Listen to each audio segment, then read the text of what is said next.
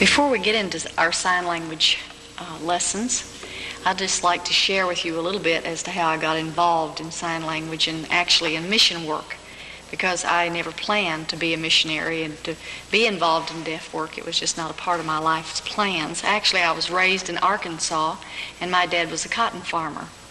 And we picked and pulled and chopped cotton all of my life. And somewhere long down the road, when I was no more than 8 or 9 years old, I decided I am not going to marry a farmer. But worse than that, I thought, would be to marry a preacher. I didn't want to marry a preacher. I had not been to church many times in my life, and I wasn't saved, knew little about the Lord, but I didn't want to marry a preacher. And third, and of course this never happened to me, I thought I certainly wouldn't want to marry a missionary. Now that'd be the worst person in all the world to marry, and I thought everybody went to China. So I did not want to marry a missionary.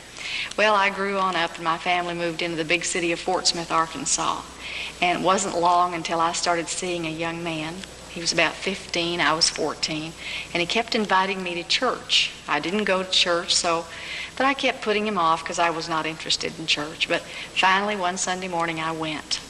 And the first time I went to the First Baptist Church in Fort Smith, Arkansas, with Dr. J. Harold Smith as the pastor, I knew that I was lost. And God began to deal with me. And about 3 months later, I went forward and got saved. And it was a glorious day in my life. A day I couldn't stop smiling. God had done so much for me. But I hadn't changed my mind much about marrying a missionary or a preacher. I just didn't think that would hold any fascination for me at all. But this young man that I kept seeing, I knew had gone to youth camp and had surrendered his life to full-time Christian work. Whatever that meant. But I was, not too serious about the whole situation. But the years faded away, and first thing you know, he joined the Navy. And I kept writing him, and he kept coming home for leaves, and I thought, well, I'll just marry me a sailor. That'll take care of that. I didn't know, you see, that God doesn't alter his plans or change them. So we married, and I suppose it wasn't over 18 months later about that, till he took a cruise to Ireland. And from Ireland, he wrote me a letter that said, "Dearest Joyce, many men on our ship have gone to Belfast and have made decisions for the Lord, went to a fantastic church." And he said, "I too made a decision. I told the Lord that someday I'd serve him on the foreign mission field." Oh, never forget it. When I got the letter, I just opened it and I read it and I cried and I cried and I said, "Lord, I don't want to go to the mission field. I don't know what I'd do over there. I couldn't learn a foreign language. I couldn't live with a bunch of strangers, and I just don't have the background for it. Picking cotton's not much of a background for anything. Lord, please don't make me go. I don't want to go." And I was really devastated. Well, right away he got out of the Navy, and we went to Baptist Bible College to train to be missionaries. And of course the missionary wife has to go also, or at least at that time she did. So I started. We had one baby. The next year we had another baby. And the next year we had another baby. Every year we had a baby. And I told someone recently that we had 4 children in 5 years. And they immediately said, "Catholic?" And I said, "No, stupid, 4 children in 5 years. Well, that sort of cluttered up my life, and I dropped out of school after about a year and a half. And finally we finished school. But all the time we were in school, I would say, "Lord, I don't want to be a missionary. Call somebody that wants to be. I just don't want to be a missionary." And but the Lord just so heavily put this on my heart, and the burden was so heavy. And finally I made the wisest decision in my life outside of my salvation. One October day, it's been 26 years ago, I was washing dishes, and I spoke to the Lord again, and I said, "Lord, I don't know what you want with my life. I don't sing, and I don't play the piano, and I don't have any gifts," and I really felt that way. But I said that morning, "Lord, if you'll just take this heavy burden off my heart, and you'll make me a blessing that other folks might get saved." I said, "Lord, I'll go anywhere, and I'll do anything, and I'll say anything." With all my heart, I meant that. And God did take my burden. He lifted that. And though we've had many trials and troubles and backsets and all the things you have in mission life, I have to say that down under the waters of life has always been peace and contentment, because God has been the ruler. And I wouldn't trade 5 minutes of my life with him at the head of the stern or ruling my life for all the other 25 years put together. Now you know my age, and I guess that's all right too. But God has been good. It wasn't long after this experience that Dr. Bill Rice came to our church and told us of the need of sign language and need of the deaf in our community and around the world. So I went to the Bill Rice Ranch, and in those days we had 1 week, and we didn't have a book. We sat, and Mrs. Bill Rice each morning gave us 100 signs. We wrote down what we thought we saw. In the afternoon we practiced, went back that evening for orientation. And on Saturday when I got back home, I was so anxious. Mrs. Rice had given me some names of deaf people in our city of Nashville. And I started out. Boy, I was so excited to use my new language. 500 signs I had, you know. I got to the first door, and a couple of deaf fellas came, and I said, you know, my name is Joyce Vick, and I'm going to start this new deaf class. And I was just talking away, and suddenly I stopped, and they started. Now, that was totally different, because when they started, I thought, you know, I don't understand anything they're saying, nothing. And I'd say, well, would you say it again? And would you say it a little slower? And finally I thought, it's a funny thing to me that Mrs. Rice taught me 500 signs, and they don't know any of them. Because you see, sign language, you got to learn it twice. You got to learn it once looking at your hands like this, and then looking at somebody else's hands coming back in the opposite direction. So it's very hard. It's one thing, you can easily learn 500 signs, but it's another thing to learn to communicate with the deaf, because you've got to look at them and you've got to read them. And some of them are very sloppy, sign very poorly, have no oral speech, you know, and so you can be very, very handicapped, even though you might know sign language well, because understanding them is a different story. But I did finally get started. There was a young man in our neighborhood, and he was 16, and never forget walking up on the steps that day and asking him if he was deaf, and he said yes. And I told him I was going to try to start a new class and needed his help. And I'll just never forget, he just rolled back this beautiful smile, and my heart just did a flip, and I just fell in love with him that morning. And I have never had any trouble loving a deaf person since, because God truly spoke to my heart, and it's been my burden ever since to reach the deaf for Christ. We stayed in Nashville 5 years, and then God led us to Ethiopia. And that was really, really different from the States. Just living was different. And actually, I tell folks that I never really enjoyed Ethiopia. I found it devastating as far as boiling water and bleaching vegetables, and all the many handicaps, the driving, the language, one of the 5 hardest languages in the world, the children away in boarding school, and all the problems that confront missionaries. But the first day that I taught a deaf class in Ethiopia, somehow I could forget those things. And I fell in love again with the deaf, and that's what sustained me all the years in Ethiopia, was God's love for the deaf. And I don't think there's any greater experience in life than to know you're dealing with a people that are unlovely and are lower class, we'll say. In Ethiopia, they were, of course, many dirty people and poor people, and the deaf were certainly that way.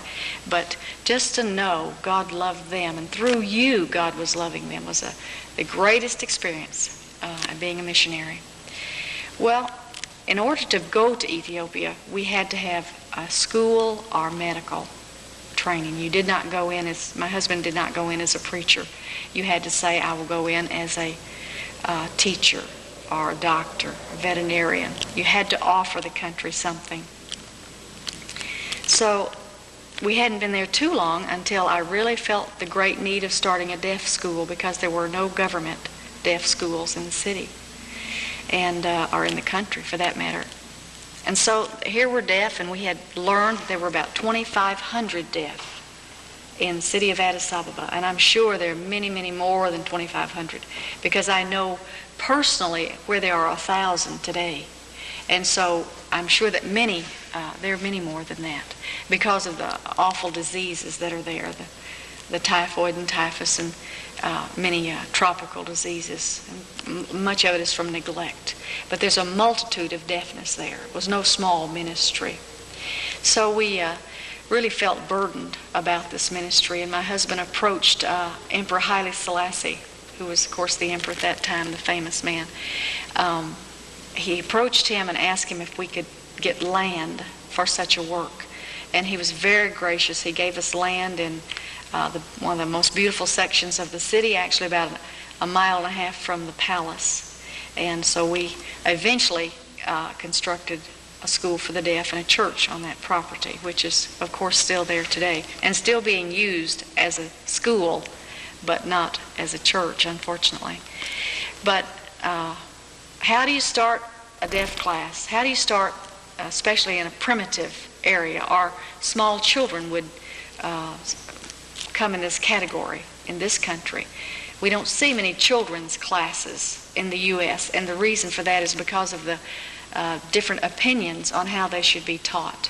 Some counties, some areas fully believe that a deaf child should not learn any sign language, that it should all be oral. And so they don't want their children near a teacher who's going to teach with sign language. And so this is why, until recently, all the children, of course, went off to state boarding schools. And the only people that had an opportunity to reach them were churches in the particular area of these boarding schools.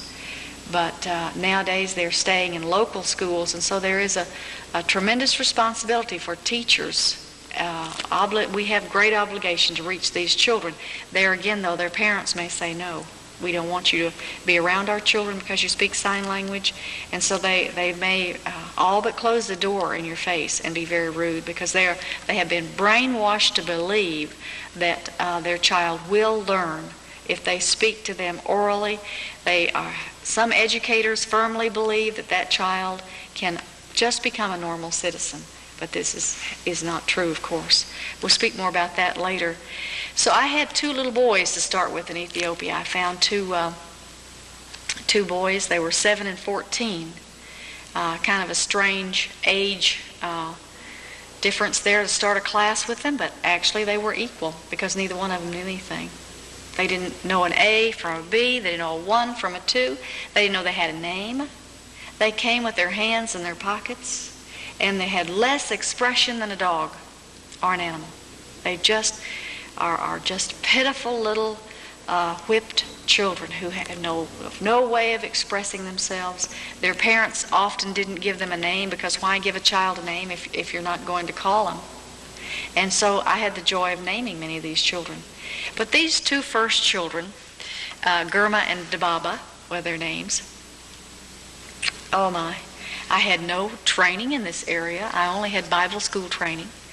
As a pioneer work, there is nothing as far as curriculum in any country for the deaf of Africa. There's no curriculum in the States that would adjust properly for the African deaf. I had a little girl in the first grade, which was a help. And so I began to try to adapt some of her books and teaching aids for them. How to start? Well, number one, I started with English. Since their alphabet had 256 characters in it, I decided that I better start with English, something I knew. And since English was the second language, I wasn't too far off base. So I showed them an A, and they mimicked me. And then I gave them a pencil and really realized I was in trouble because they had never held a pencil before. And so you see, this little muscle in this first finger here has to develop before you can write an A. Well, we got through a stick A without too much trouble. We glued it, we pasted it, we colored it, we rolled it out of Play-Doh. One little fella ate it. But we worked and worked with that A until we could try to get them to understand. Well, A, we finally mastered that. B was out of the question because B entailed a curved line, and they could not make a curved line. So, we had to skip B and C and D, and we went on to E and F. Poor way to teach the alphabet, but it's the best you could do. So, and we did a 1, and we skipped 2 and 3 and went to a 4. And for weeks, the best part of the day was recess. We had a lot of them because I didn't know how to get this across to these children. And I worked on it with every way possible. I even designed a book of pictures, and I showed them all the flowers and trees and everything you could see outside. And they would watch me and they would follow me, and it was all right. Well, I thought they were learning very well. And then I did a book with the animals. And I thought they were doing very well. Well, then I resurrected the first book and showed them the pictures. And when I did, I realized that they didn't know any of the pictures in the first book because, you see, their eyes had never seen a picture before. And they did not relate the animated picture of a cow to a cow outside. Oh, how devastating. And so for a long time we took field trips and we had to point to things. That's the way you start. You start with everything you can see. And then you go slowly into abstracts. But now how are you going to teach these children how to get saved? You know, you can show them Jesus on the cross. But when you say you must believe that Jesus died on the cross, you must have faith in that. You must trust the Lord. All those words are intangible. And I was getting very low by this time. I mean, let's face it, if you can't teach a child to draw a curved line, how are you ever going to teach him about faith and belief and trust in the Lord? I began to pray God would give me somebody to help me. I knew I had just enough wisdom to know how stupid I really was. And I began to pray, oh God, give me somebody to help me. I can't do this alone. Day after day became labor. I mean, labor, just hard work. It wasn't long until God sent me a lovely young lady. She was 18. Her mother brought her. And her mother sat down and I began to fill in a little sheet of paper I had here, you know, trying to discern some information, to register them actually. And I said, what is her name? She said, Gomaja. Oh, I said, that's good. Where do you live? And she told me. And I said, how long has she been deaf? Because I had never met anyone to this point who had not been born deaf or lost their hearing very, very early. She said, 1 year. Oh, I said, she's been deaf only 1 year? What happened? And she began to relate to me the story of how Gomaja had lost her hearing, just had a high fever, and the fever just persisted, and she lived in the shadow of the hospital, but she didn't take her. And after several months, one morning the fever had broken, and she said she could see there was color in Gomaja's face, and she was getting better, and she was so happy. So she began to prepare her a meal. And she propped her up and she wanted to spoon the food into her mouth like she'd been doing. And when she did, Gomaja said to her, Mother, I see you moving your lips, but you never speak. And then Gomaja realized she couldn't hear her own voice. And so she began to weep and cry and say, I can't hear, I can't hear, I can't hear. What an awful, devastating thing. And the mother wrapped her in her arms and said, today the fever is broken and tomorrow you'll be able to hear. Tomorrow it'll be all right. But tomorrow never came, and Gomaja's still deaf today. What a beautiful life. Here she came into my classroom. She had 6 years of learning, which is like at least a high school education in the States. And I had 2 little boys who knew nothing, and a college graduate here, you know. So I began to teach her again in English because they want to learn so much in English. They love English. So I began to teach her in English. And then I would sit between the boys or try to work with them. And Gomaja was like a wilted rose. She did not want to accept her deafness. I teach her sign language. No, she refused sign language. She only wanted to lip read, and so I spoke to her in Amharic, and she spoke to me in Amharic. But you know, the first thing that crossed my mind was, she's the one. She's going to be the teacher of these children, and she's like them. She's going to understand them. We have total communication. She could take the Bible and read it. I could give her tracts. I could teach her lessons. She would be saved, and then she would teach them. And as I had thought, she became very compassionate toward them. And each day when she had finished her lesson, she'd sit between them. She'd take their hand and she'd go around and around and around until just in days they were making B's and C's and D's, and I could just see them coming alive and wanting to learn. And Gomaja was so patient with them. Oh, I guess after 2 or 3 weeks, I said to her, I have an idea. I will give you the lesson each day and you teach them. That'll give me time to prepare more lessons. Fine, she said, and I gave her a small salary. And so she would sit between the boys, and she was just this natural teacher. Oh, marvelous teacher. And the little boys began to learn, and we began to get new students, and things were going very well. We finished that year with 8 students. But I had thought, now Gomaja will soon be saved, and she'll teach them. Just makes good sense, you know. The only thing I had forgotten was this, that her mother had taken her to the Coptic church all of her life. And she was a very devout Coptic believer. And that would be further from the truth, much further from the truth than Catholicism. They had one priest who just beat the drum around the clock to Satan. So it was and they worshipped everybody and everything. I mean, it was even more idolatry than in the Catholic Church. But I just knew that I could win her, and then she would win them. This was going to be the process. But it wasn't quite that way. Because you see, in Ethiopia, the people just say, I'm not a sinner. I am not a sinner. And I would say to her, oh, Gomaja, don't you know you're a sinner? And she'd say, I don't sin. And one morning after 3 years, long years of teaching Gomaja, by this time we had 35 students, by this time we had 4 levels of learning, but I had not one convert. And 3 years I had been saying, oh, Gomaja, after every lesson. By this time she had learned sign language, of course, to teach the deaf. And I would say to her, oh, Gomaja, you know, don't you know you're a sinner? Everybody has sinned. And she'd say, not me. And if I said to the students, you know, everybody has sinned, they'd say, I didn't steal it. I didn't do it, you know. And so it was very, very hard. Well, I began to pray, oh, Lord, send me some way, show me some way that Gomaja will realize she's a sinner. And one morning I brought her into the church. I was so convinced it was time for her to be saved. And I said to her, oh, Gomaja, don't you know Romans 3:23, for all have sinned and come short of the glory of God? Yes, she knew that. And she looked at me so frustrated and she said, when do I have time to sin?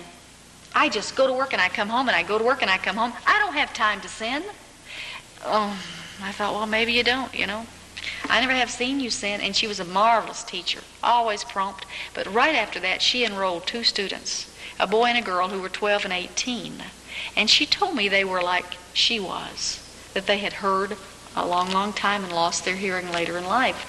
So I expected them, of course, to speak and to read lips and, you know, be agile. And they were. But the boy was too clever. You know, he could read lips sideways. He was just too clever. And right away, the other deaf boy says, he's not deaf. He can hear. He's not like us. He's a deceiver. He's a liar. We don't want him here. Well, I thought, you know, I was busy, and I said, oh, maybe he's just hard of hearing, really hard of hearing. And I didn't pay any attention. Nope, they said, he's not deaf. We want him out of here. We don't want him here. They didn't like him to be there. So finally one day I put him to the blackboard, and I told him something to write, and then I insulted him. I said, I am not a stupid foreigner. You just think I am. I know you can hear. You're not really deaf. You're not fooling me. And then I just called him these names. There were 2 names that were really bad in Ethiopia. One was a dirty boy, and one was a donkey. If you called someone a donkey, they could lock you up and put you in jail. And I said, you know what you are?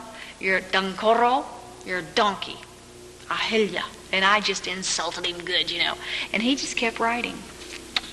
Well, I thought, he's surely deaf. He would never let me insult him like that. So I dismissed it.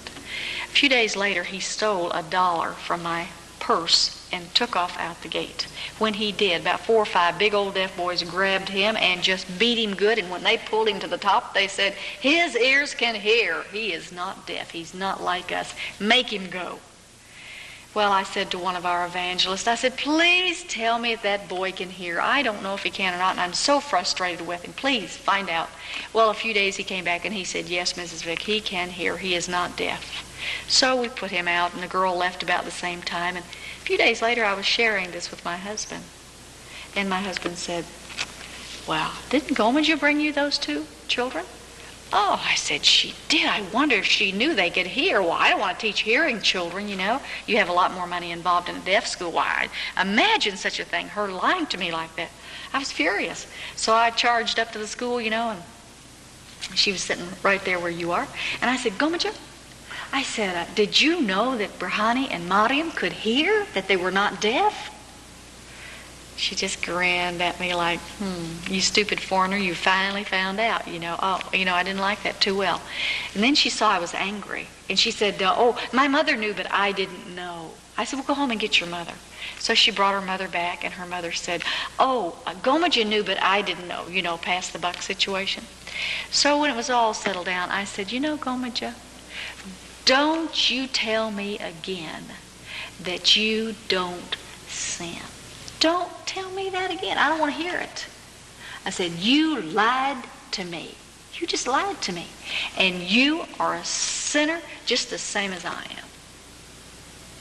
Boy, I could just see her. I mean, it was like it was a shock. And then she said, she just got real quiet.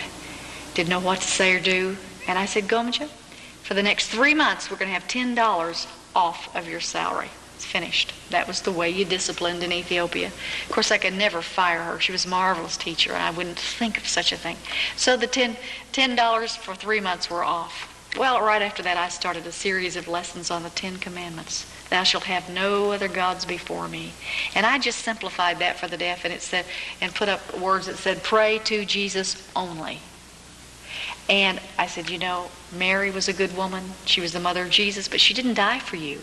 The priest is a good man, but he didn't die for you. You don't pray to Mary. You don't pray to the angels. You don't pray to Paul. You don't pray to the church. You don't pray to the sun, the moon, the stars, the trees. They prayed to everything. You don't pray to those.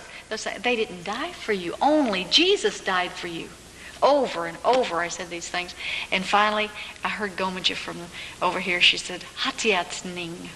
Oh, I knew what that meant. She said, I have sinned. Oh, that was a wonderful confession.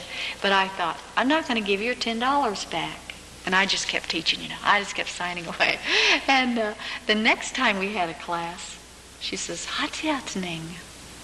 Then she said, I pray, but nobody hears me. And oh, my heart was broken. I knew she was sincere. So I dismissed all the deaf, and we sat together. And for 2 hours we talked about her being a sinner and that Jesus only could save her.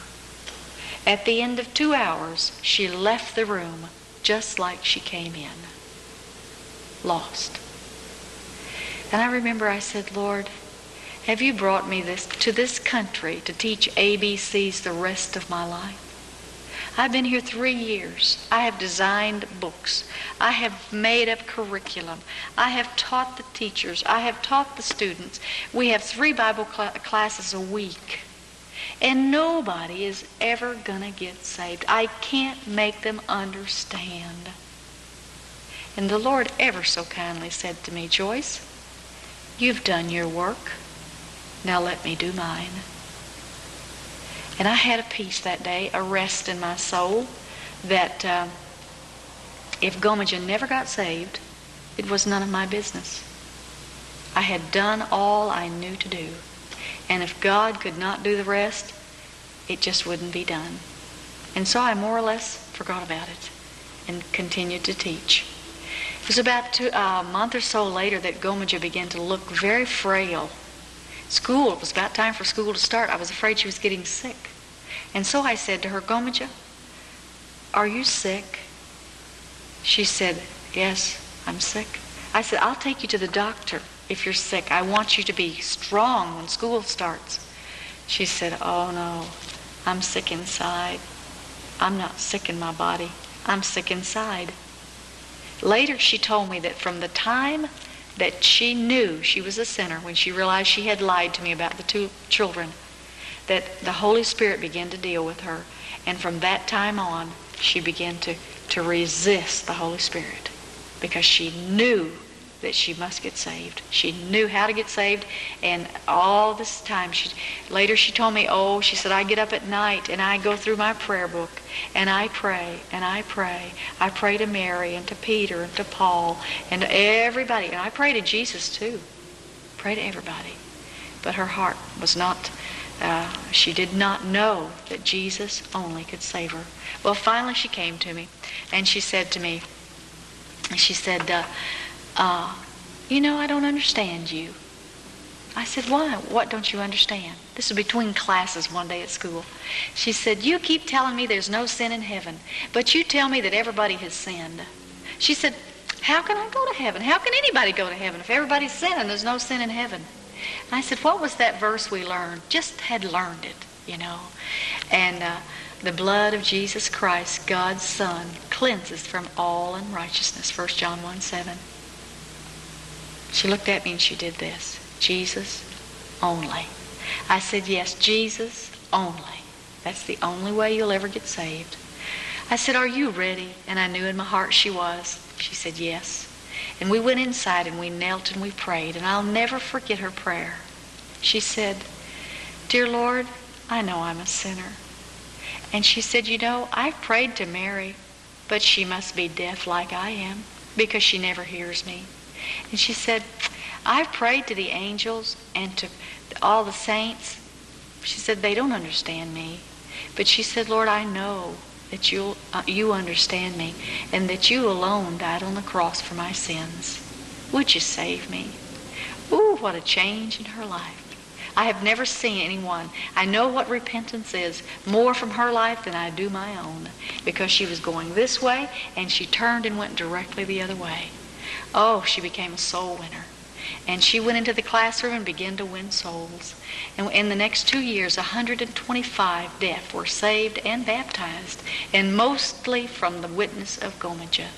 She's still teaching, still loves the deaf, and God has great plans for her. But this is the place and the experience that taught me to teach the most primitive deaf and gave me the background for designing their lessons that we'll be now sharing with you in the lessons to come. Thank you.